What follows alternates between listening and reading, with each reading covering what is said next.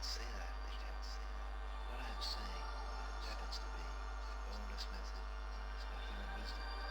Look within, find your own divinity, detach yourself from social and material struggle, turn on, tune in and drop out. Welcome to the Realtime podcast, wherein it explains absolutely everything worth knowing about podcasting. And your host today is Tim Pritlove, so have fun and enjoy.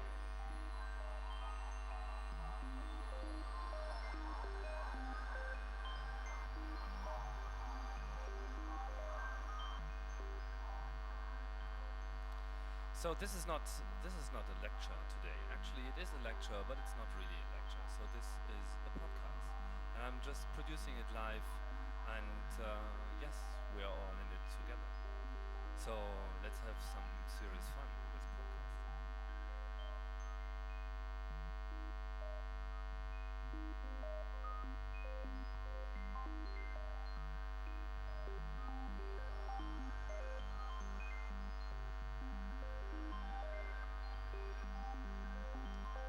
So there's only one topic on our agenda today, and is podcasting, of course. I'm telling you a bit about the history, technology, and I'm going to present a couple of existing shows to you, and maybe thinking about what's up next. And I'm also going to present a bit of the equipment necessary, how to produce a podcast, how to do this production live, and what it can be like.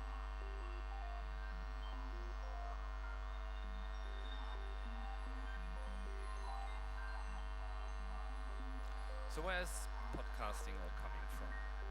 Podcasting itself is both brand new thing and it's also already a thing of the past because it's here for a while. It has been longer here for a while than we all think.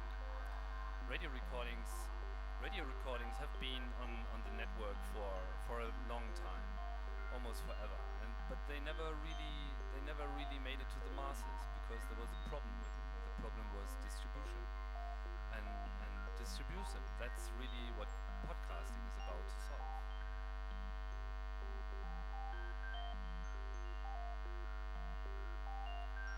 So what is this podcasting and podcast things? Podcasting is a term that's slightly different from podcasts. It's not a big difference, but it matters. Podcasting itself describes a way of how to distribute files on the internet in a very simple in a very effective way.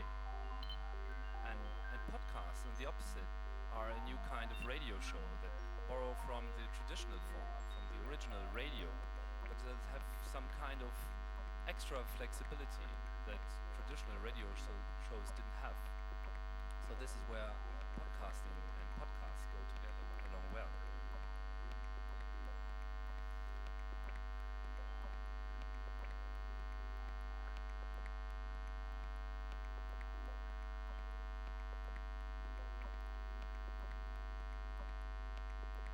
Podcasting is a combination of tools, and it's a combination of protocols and data formats you find on the internet that have been here for a while, and it's actually quite simple.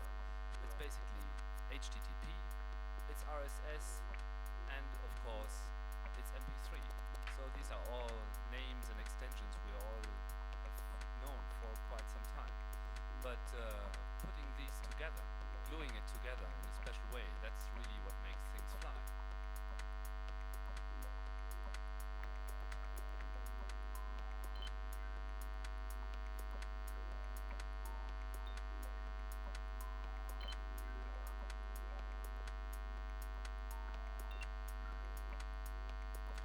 So let's start with HTTP. HTTP is the primary transport protocol of the internet, and we all know it pretty well because we're using it on the web browser every day. And it's basically the main building block of the web, but it's much more than just accessing web pages. It's the way applications communicate in the future, and they already do in a way. And the good things about HTTP as well is that it's basically implemented everywhere. It's deployed everywhere. You find it everywhere every every tool, every box, everything knows about that HTTP exists and supports it. And of course, for the same reason, it gets everywhere. It gets through firewalls, it gets all through all settings, so it's the seamless way through the internet. HTTP, in a way, is the choice of a new generation.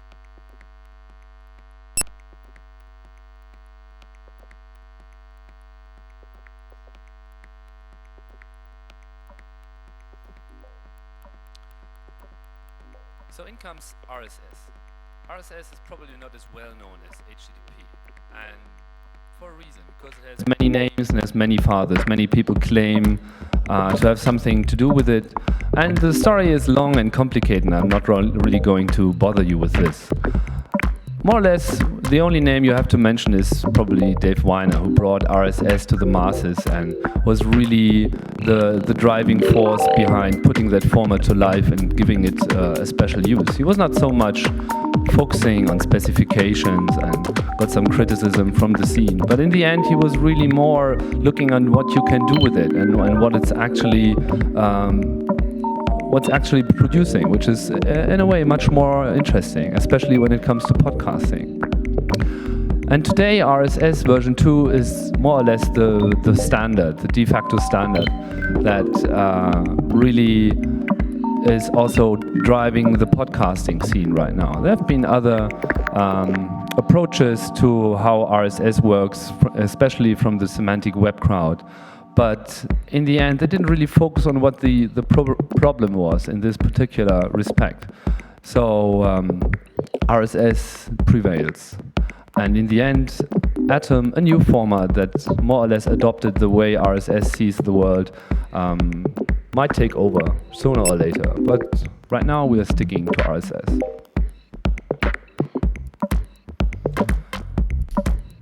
So what makes RSS so special for podcasting?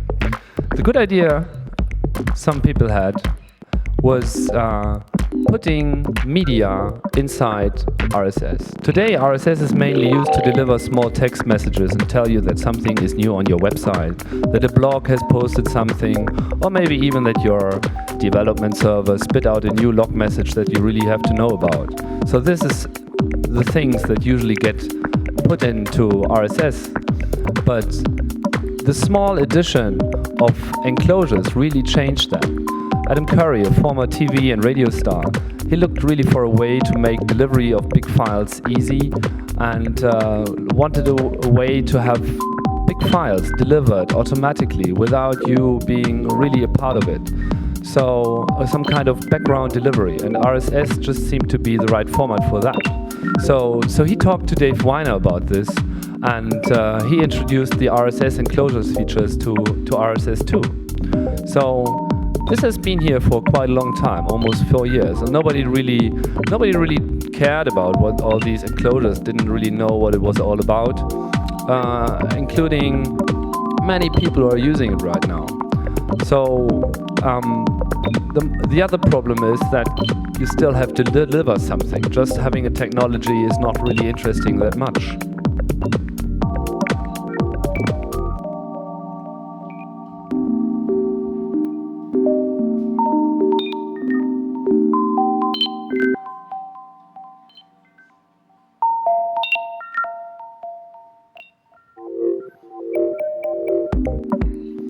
So in comes MP3.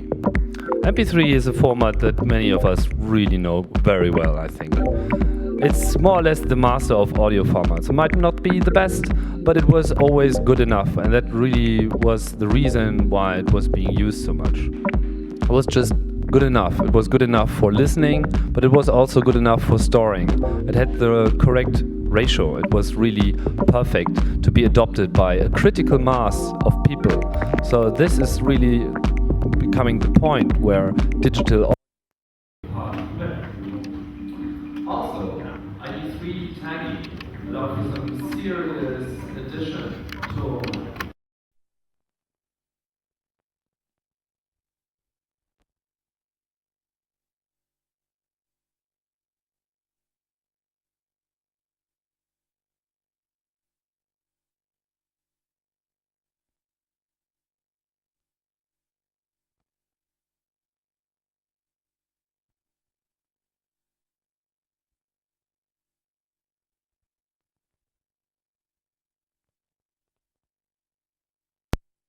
accesses, this quality can be scaled as needed. Today, MPEG-4 AAC format is a close contender, but it's not really there where MP3 is, because MP3, like HTTP, is more or less everywhere, but it got some advantages.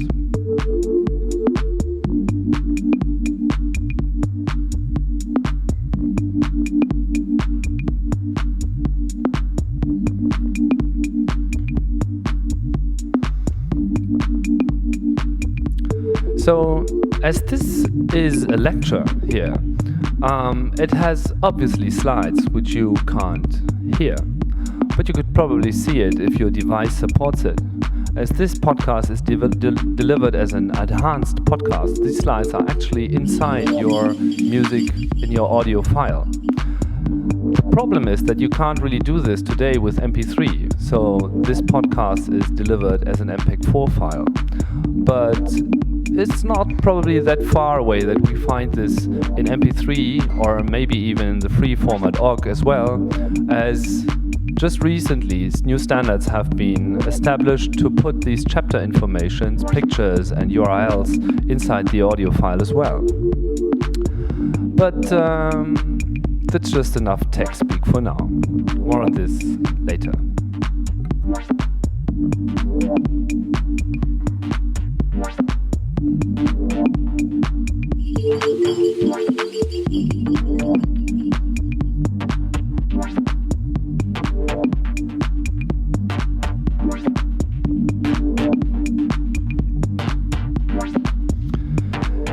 Also, another very important part of the podcasting phenomenon is, of course, the iPod.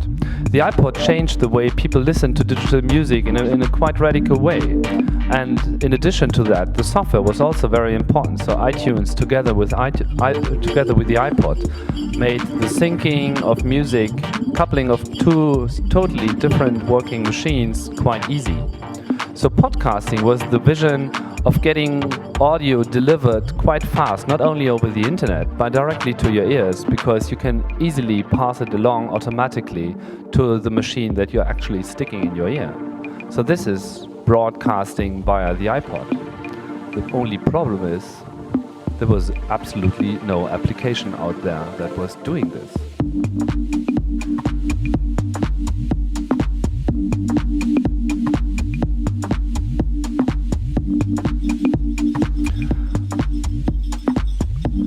So Adam Curry, the guy who was urging Dave Weiner, went ahead in 2004 and created a small program, actually a small Apple script, not really a very nifty program. It was just doing the basic job. It was taking the RSS, was stripping the enclosures out of it if there was a new entry, and was automatically downloading the file and then dropping it into iTunes, and iTunes itself just synced it to the iPod. So this was a very weird thing to happen. But immediately when this program was available, people were sticking to this, saying, oh, this is a cool idea. Up till now, until then, he really tried to persuade programmers to do this, and everybody said, well, this could be a good idea, somebody has to do it sometimes. But when they're actually seeing it, they joined and quite quickly made a real application out of this that was named iPodder. Today, this program is called Juice because of trademark issues, Apple calling in saying, well, we love you, but we don't love you that much, so please do something about it.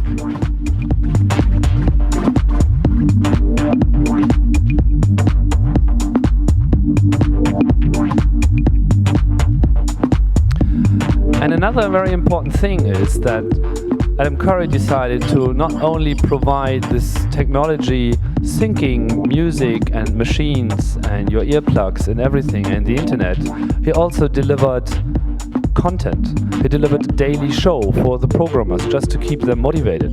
And in order to address these programmers, he called it the daily source code, because that's more or less what he wanted to produce. So this whole iPodder thing kicked off a new generation of programs now known as podcatchers. Podcatchers are basically just pimped up RSS readers. Everybody of us is using RSS readers today. very popular programs like NetNewsWire on the Macintosh, that although it runs on the Macintosh, is accounting for 70% of the RSS traffic today, have been incorporating this feature.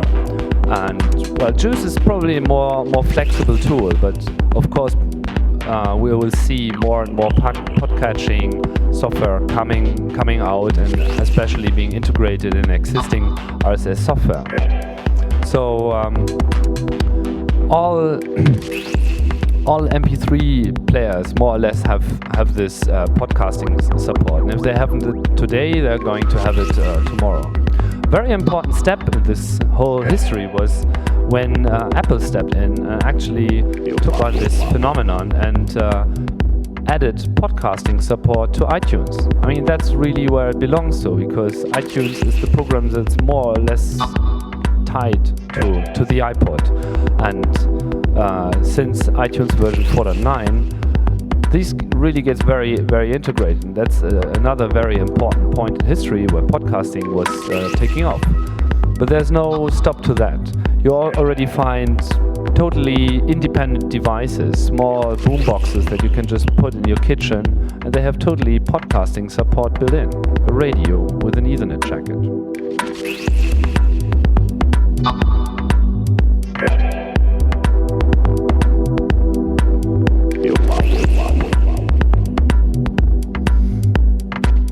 We might see video podcasting coming quite close after the audio podcasting wave. iTunes is doing videos for quite a long time now, and if you're looking on the internet, you find a lot of feeds that are not only delivering audio to you, but also video. Programs like DTV focusing on easy viewing, so they are real alternatives to iTunes and other programs. And well, they've got some problems introducing new namespaces, more or less gobbling up the RSS space, but it's not really a big problem, as this can coexist quite well. FireAnt is another program that's worth mentioning, as it's the tool of choice of the video podcasting scene until now. So you might try this out as well.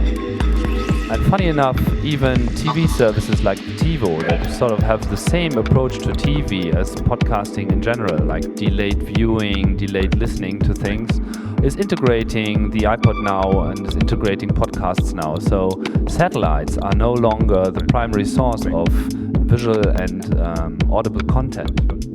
So we are really facing a new phase of evolution here.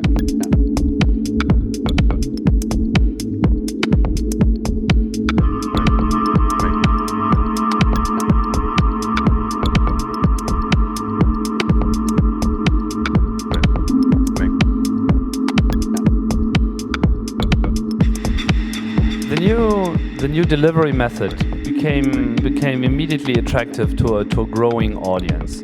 More people started producing podcasts, more people started listening to podcasts. And the numbers are increasing, and I have no real clue how many podcasts are there out there. I mean, it's like more than 10,000, absolutely. And listeners, I have no clue. Maybe a million, doesn't really matter, because it's not the sheer numbers that are impressive. It's not like TV or radio where you just have to get the most of everything.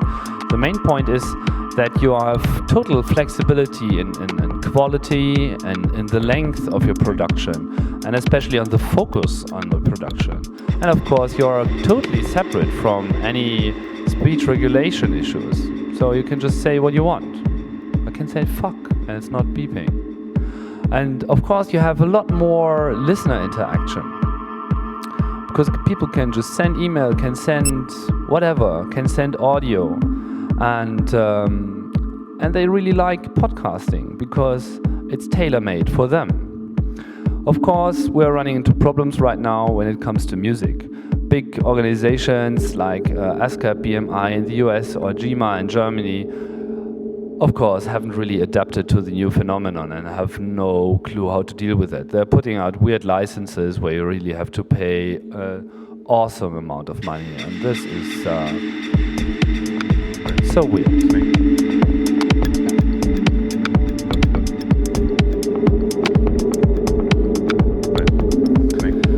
and more podcast formats are coming on the market. You see audio blogs, which is more or less a translation of the typical personal weblog, more or less translated into spoken content. Some people even read their weblog entries. But you also have the whole bunch of radio shows. They are more or less the same as you would find them on FM. The same goes for music shows. But they're much more focusing on, well, the other music. The music then can be played back easily on podcasts. I'm going to talk about this later. Of course, you find lots of interviews, cartoons are coming up. Everything that doesn't really find its space on standard TV, on standard radio, is pushing into podcasts right now.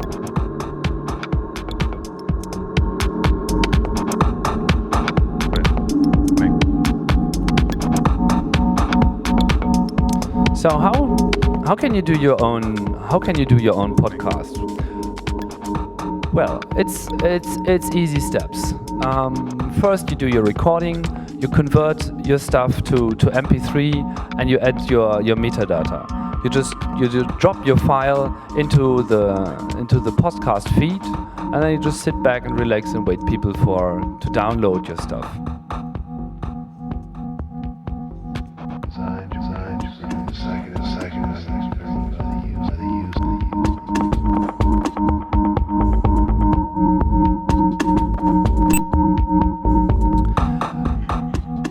So what do you need?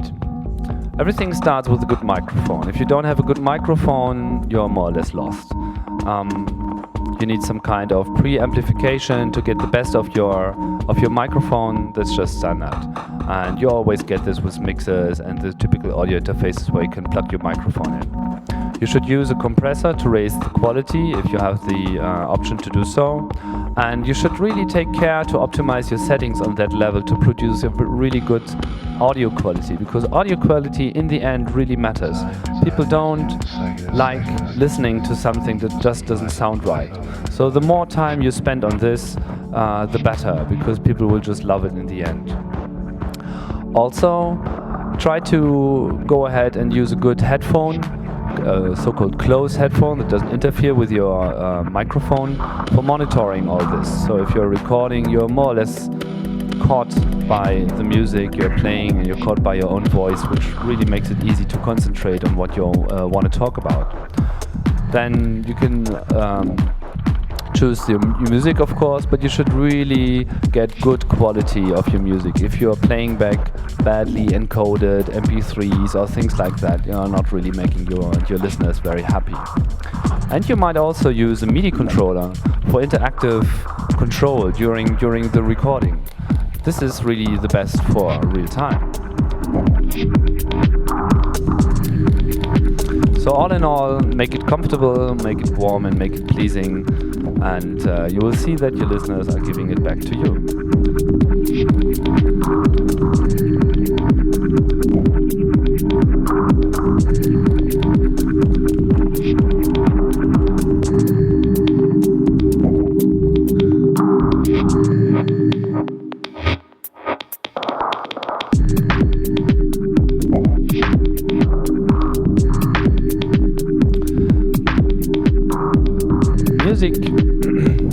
Music is really important, as it makes your podcast much more enjoyable.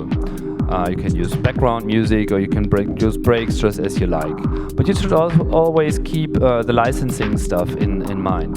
Today, Creative Commons licensed music is probably the best way to go, as you don't have to think really about what you're doing. As long as you're not making a commercial thing, you just want to produce your personal podcast in a way, you don't really have to think twice. So Creative Commons is easy.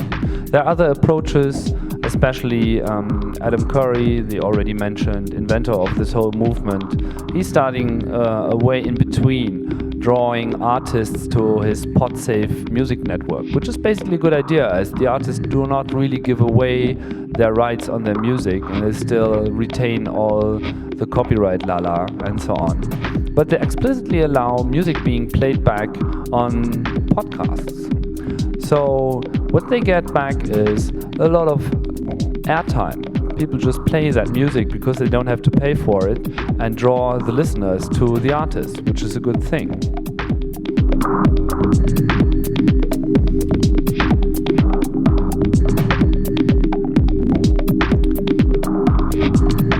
So you should also think about what you want to do with your recordings in the future. And you should also adhere to the license. For instance, the Creative Commons license tells you that you have to tell everybody else which music you're actually using. So that's what I'm doing now. So you're listening to a mix of DJ Lambouille, which is a very, very, very vivid promoter of NetLabel online Creative Commons music. He's putting out very great mixes. So you can also download this mix totally separate without me talking on it at the Internet Archive. And well, there are no other obligations just to give credit.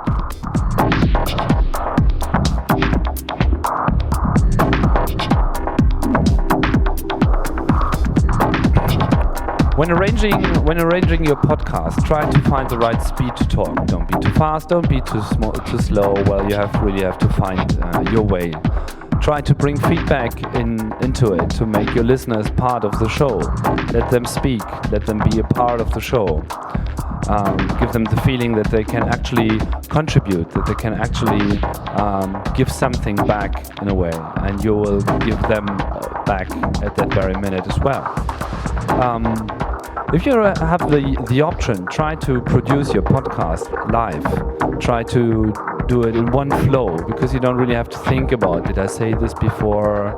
Oh no, I didn't. In what order I'm going to put this recording in, and so on. You're just losing a lot of things.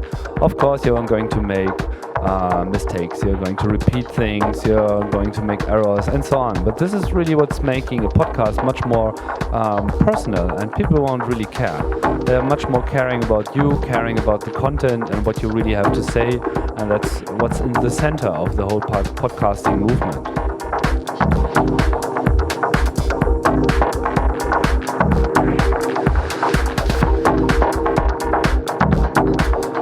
You also need good recording tools, of course, and you can do this with your computer. There is a program out there, Audacity, which is free and basically provides you with all you need. The latest version actually adds some interesting features that are particularly useful for podcasting. But there are also lots of commercial tools available, you name it, GarageBand, Cubase, Logic, the big ones. Some of them are quite expensive, some of them are quite cheap. You really have to see what you're using. This podcast is produced with Ableton Live, which is really cool software to do it live, but you really have to find your way. Multi-track live recording has the advantage that you can really rearrange everything a bit later on before you actually put out the podcast, so you can adjust the levels, you can adjust the music if you made mistakes without actually changing the content or without actually changing the flow of your podcast. So there's lots of stuff out there. You can just choose what you like. You don't really pay so much for this software, and it's probably, if you want to really go with free software, that's fine. If you want to use some of the more sophisticated tools, I think it's fine as well.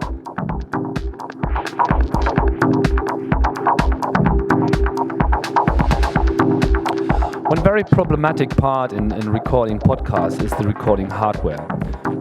You need enough inputs to your computer, and you need inputs that have the necessary quality. So you can go for either whatever is built into your computer, or you can just get one of these external audio interfaces that are plugged in via USB or FireWire. But you really have to care about driver issues, because some of these devices bring along very weird drivers that don't really work. And of course, as you're going digital in that area, you really have to care about latency, because if you want to do a good recording, you have to listen to your voice, and if your audio interface is producing too much latency, you'll run into trouble. So that's really something you have to care about. Also, if you want to integrate callers like telephone, you can buy one of these very expensive telephone hybrids, or maybe you get a used one somewhere. Much more interesting for the near future, of course, is using internet telephony tools like Skype or Gizmo or whatever there is on the net as well.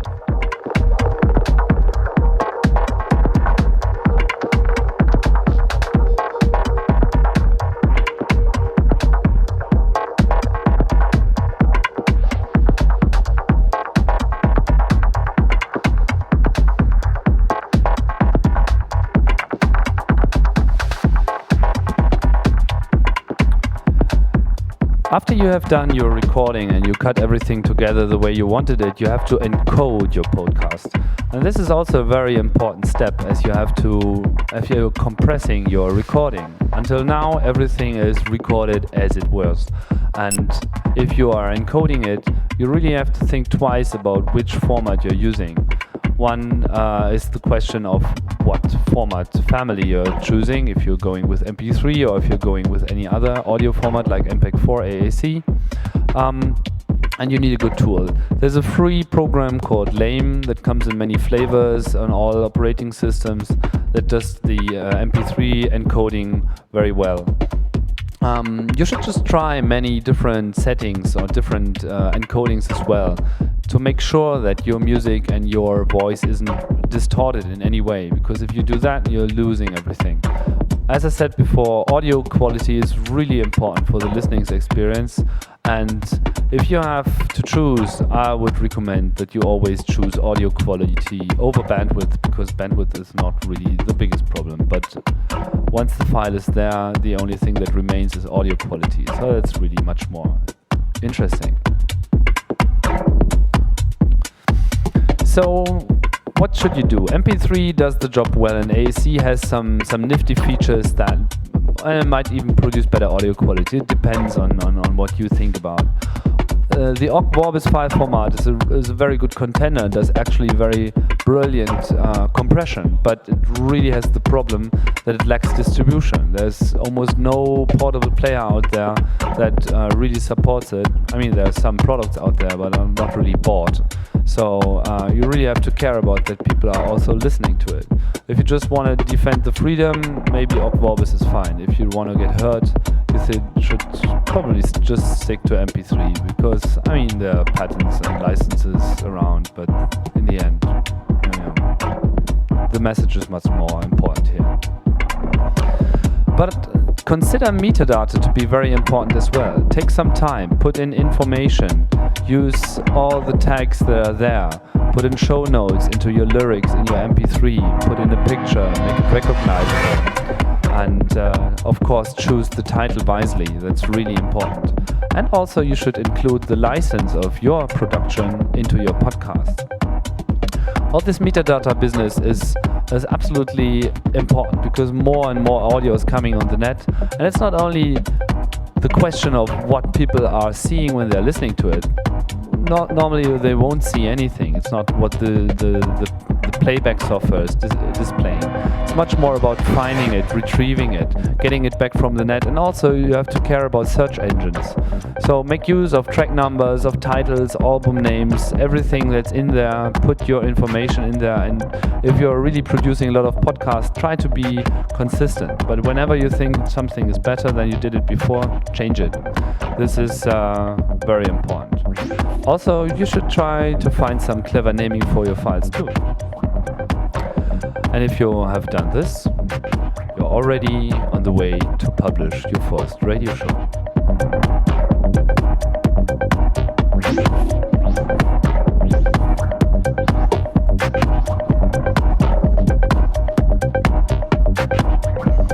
So publishing podcasts means you have to find some way of producing a feed that's just a file that's out there in RSS format, and all the MP3 is linked from within your feed with the enclosures. You can use some weblog software like WordPress with all kinds of modules that support this enclosure thing.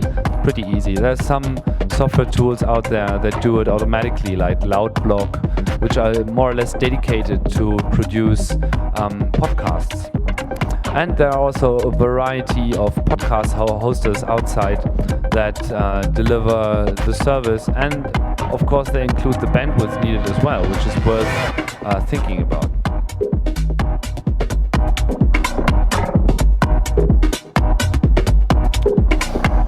So I've been talking about the feed. The feed is the name of your RSS file. The feed is what feeds your listeners. So as it is the direct interface to your listeners, it's very important to think twice about what to include in your feed. Of course, you should provide all the basic information, and you should be some bit elaborate, not too terse, write what's inside. Just use full sentences, but also be concise. And try to look at the features of the format and make use of some options. One of these options is the extra namespace that iTunes is presenting, which makes sense in many ways. It has drawn some criticism, but it enables you to state things like the duration of the recording, so people know what to expect before they download, if they haven't switched on the automatic download anyway. Yahoo has been putting up an RSS specification and extension to this namespace as well, which is much more focusing on TV shows and video content. So they're using it in their media video search system.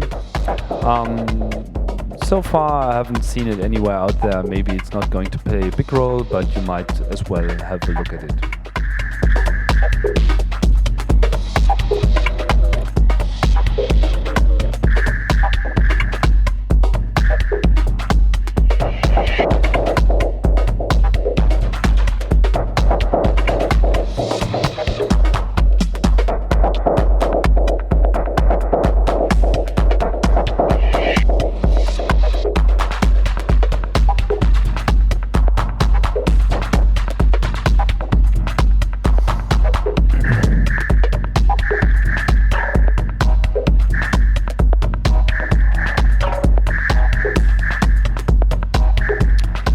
So once you have produced your feed and you're offering the podcast on the net and people can just subscribe to your feed, the last thing that's necessary is that you have sort of advertised your podcast.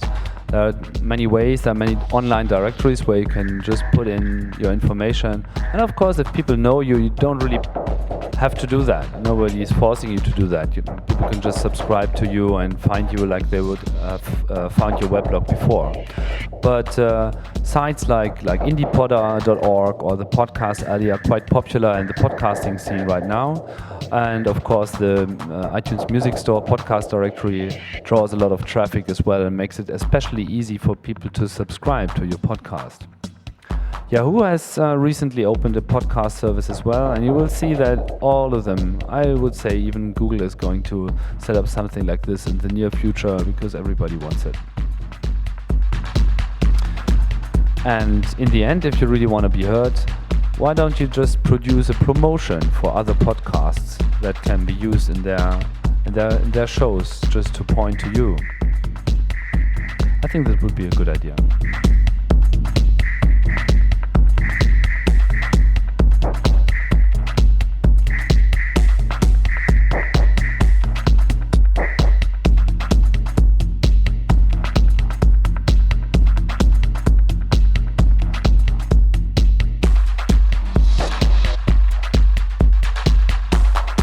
So let's step into some more advanced features that you might use for producing podcasts and making use of podcasts. So just keep in mind that podcasts are a very easy and natural way of keeping your audience informed. Audio is easy to consume for many people that don't really like text so much. Podcasts are have to be adapted to your audience. You have to think about the length and of course the periodicity, how many times you're going to publish your podcast. And it's very important that you just keep the personal touch alive and that you just do what you just tell what you have to say. So this really makes things easier to explain in audio than you could do this in text. Regular podcasting just makes people stick to your channel, and that's very important. Also try to enrich your feed, try to put more stuff in there, just add value, don't just stick to your podcast. Give references. You can drop files like PDF or videos in your feed as well. They will be downloaded like audio is downloaded usually as well. Although people really do make a difference between a true video podcast that's only delivering video and an ordinary audio podcast that's just delivering a certain show. But it might help just enriching it a bit, and you bring more information to your people and more value. That's good.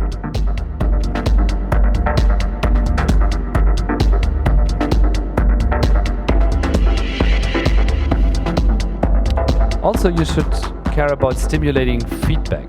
Make it easy for people to respond by opening up many channels. Give them many options to get back to you. Email, of course, or just have a weblog running in parallel to announce your podcast, of course, and the weblog itself can produce the RSS feed that's delivering your files. And if you have some extra content there, you can just make your show more trackable. Longer descriptions, links to other sites. All the links you are mentioning in your show should be on the weblog as well. And if you have the chance to do so, make room for some kind of audio feedback. Make it easy for people to get back to you by voice, so you can just talk to them in a way. Not live, but of course time shifted.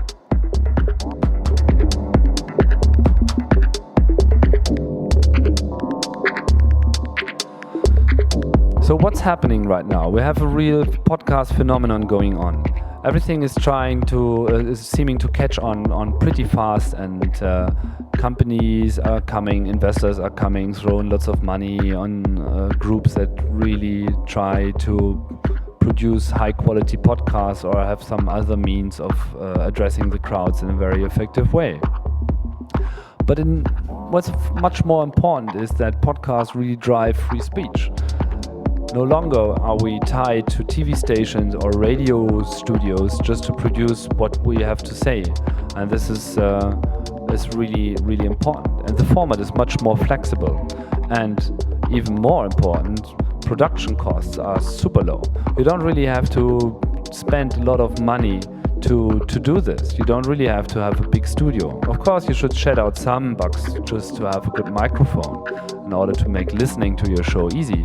But everything else is pretty cheap. Even the hosting and the delivery can be done pretty cheap today if you just selecting the right the hosting company.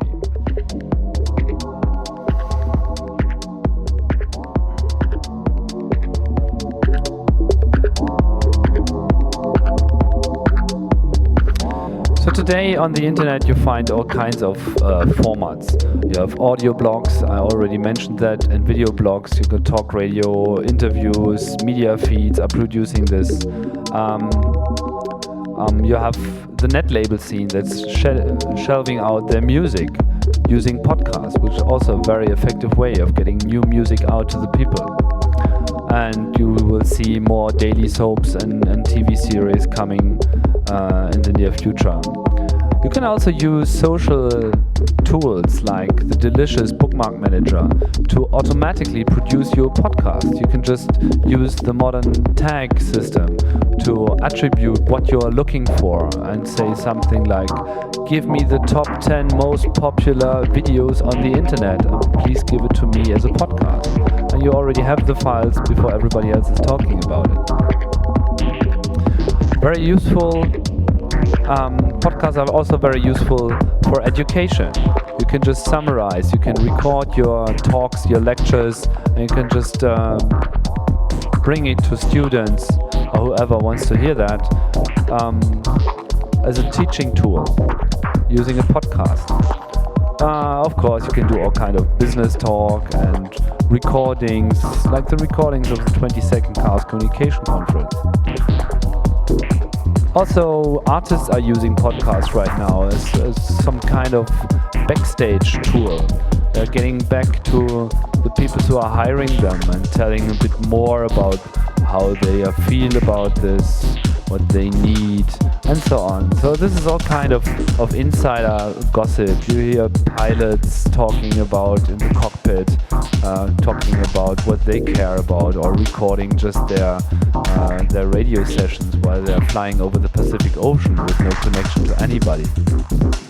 And of course, TV recordings are just popping up. I already mentioned this with the TiVo example.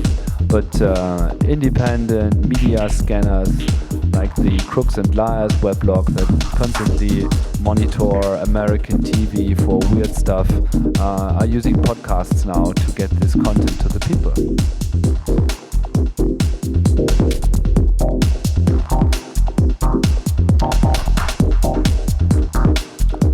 Also very important are podcasts for developers, software developers. More and more communities are using podcasts to produce interviews, to give some insight into the motivation of the programmers and why they have designed this library or that tool the way they did.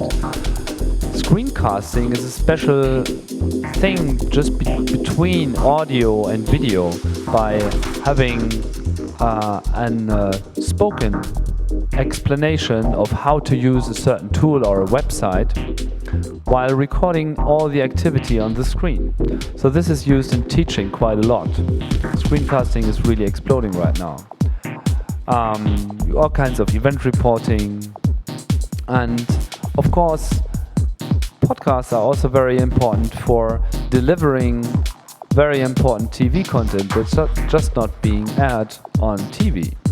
Like Democracy Now!, which is a daily 1-hour show that really shows the news, where you can see all the weird stuff from Iraq and all the weird stuff from all over the planet and the inside reportings of New Orleans being flooded.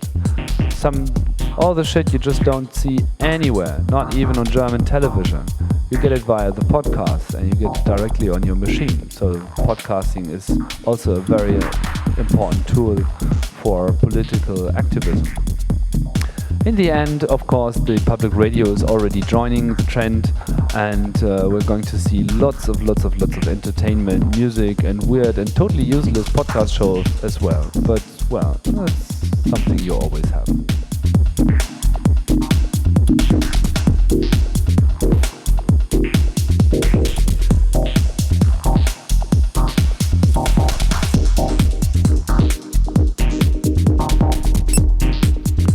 So why do podcasts really work? What's so cool about it? Keep in mind that many people prefer listening and prefer talking over reading and writing. Many people are not that good in writing stuff, and many people are not really good in reading it. So far, we have only seen people excel on the web that are very good in reading, that have no problems of gathering content that's just in written form. But everybody else is more or less left out. With audio, you can solve that problem. And it's also much easier to judge and to say how this is probably meant if somebody is actually speaking it, because you're listening to your voice. Much more personalizes the content than you can do with text, and this is really appealing to many people that haven't really been impressed by the web just in the form of characters. Also, you can have much more focus, and you can much more aggregate content if you are talking about it, and you can repeat and you can repeat and you can repeat and you can repeat, and if you're repeating it again, maybe people will finally notice. Words are just words.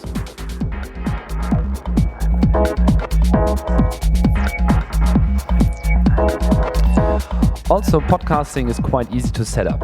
It needs some insight, and I've already explained a bit what you have to do in order to deliver your own podcast. But in the end, it doesn't really need much attention. Once it's on the net, you don't really have to do anything at all. Portable music players are quite affordable these days, and they get bought. There are more iPods being sold than telephones right now. So this is really the driving force. People just have these devices. So if you're producing podcasts, there's the direct way to the ear. And in the end, it's very comfortable for the listener, as he can define what he wants to listen to, what he actually subscribes to, where the audio is coming from that he wants to have, and can also define when he wants to listen to it. And of course, a podcast can be stopped and paused and rewound and repeated and everything, and deleted, of course, as well.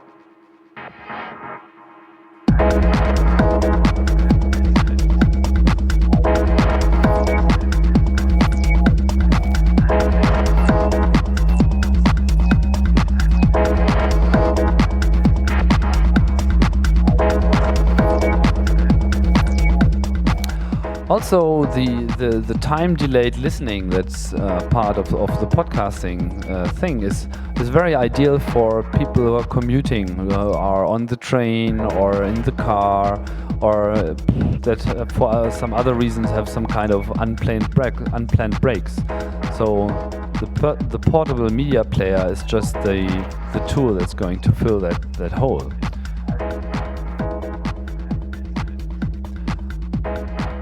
Also, podcasts make it really easy to construct a personal playlist of content and music. So people have the option of really making their own radio show, their own radio station. They define what's coming. So it's basically radio on demand. And even more interesting, podcasting is really about free speech, because people just speak. They just speak what they think. And this is attracting a lot of listeners that are just so bored from the standard media that doesn't really tell you anything new.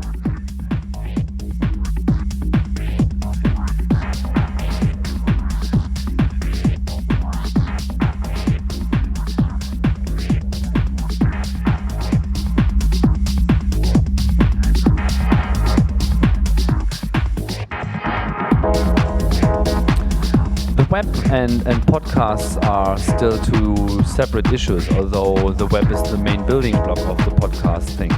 But there's going to be much more web and podcast integration in the near future. The first speech-to-text systems are coming up, and of course, if you're putting a lot of metadata in your podcast, it's increasingly searchable and increasingly trackable. Search engines will soon focus on podcasts, and you can actually look inside podcasts and look for certain words or content being spoken.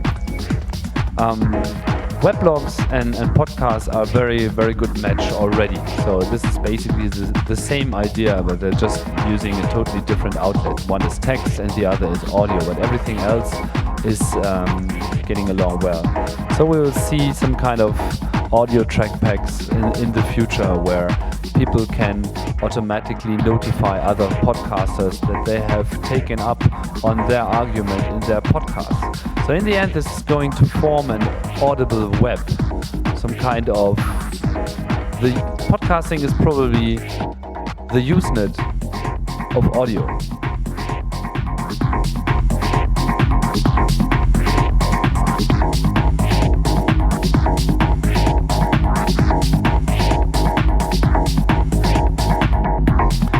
So if you want to become a reporter, instant podcasting becomes more interesting. Doing it live already dramatically reduces the time you need. But if you want to go ahead and really report live from some kind of event, you can do this already via telephone. There are a couple of hosts around that offering you that service. Or you can directly record it in your web browser as well. Of course, sound quality is problematic, but you trade in this for speed. But there are some really cool, portable, quite expensive, of course, recording devices that might help you, like the iRiver and the Archos, machines that are just portable digital playing devices that you can connect to your computer and you have all set up in a very short time. Web-based audio recording is going to gain much more attraction, as this really seems to work and it makes podcasting a snap. It's just clicking on your web page, you record it, you release the button and you're done.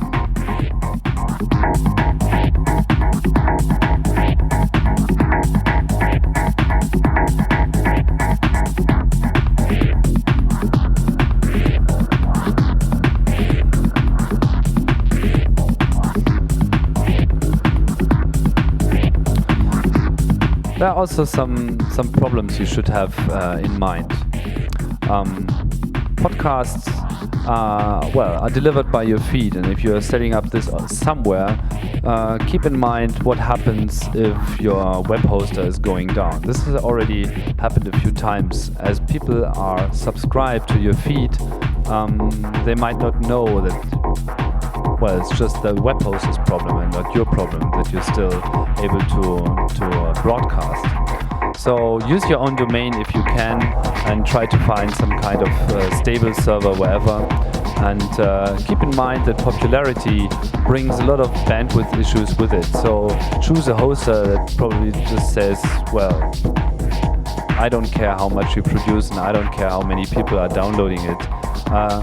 This is really important, as there are a lot of hidden costs and well, that you should keep in mind, because you want to produce, you don't really want to get bankrupt on this.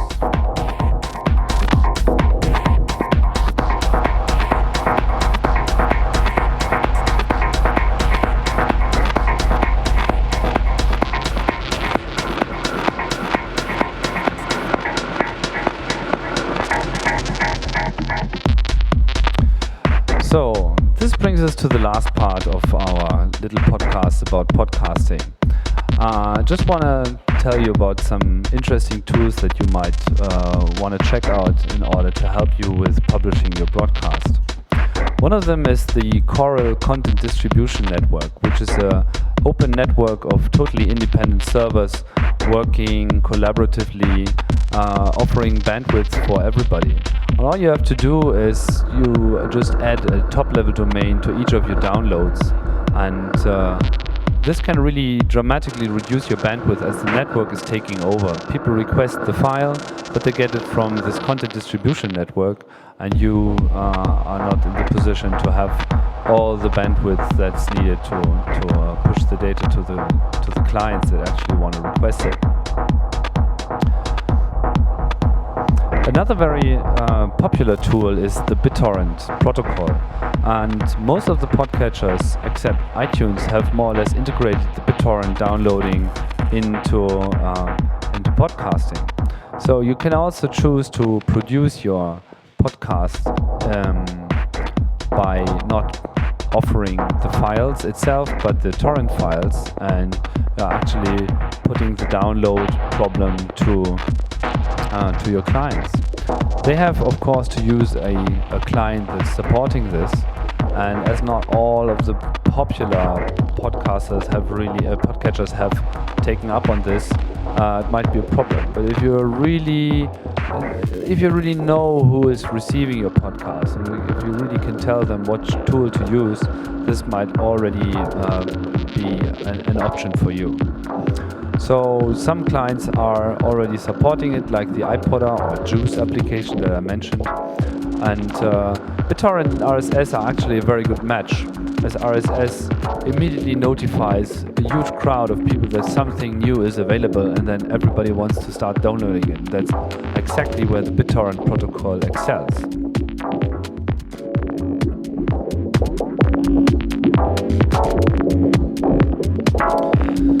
So, to put it in a few phrases, podcasts are a very personal thing, and they're both convenient and they're very flexible, and of course they are fun. And I really urge you to check out the possibilities that this new technology can provide to you. There are quite a few resources on the web that you can ask for help.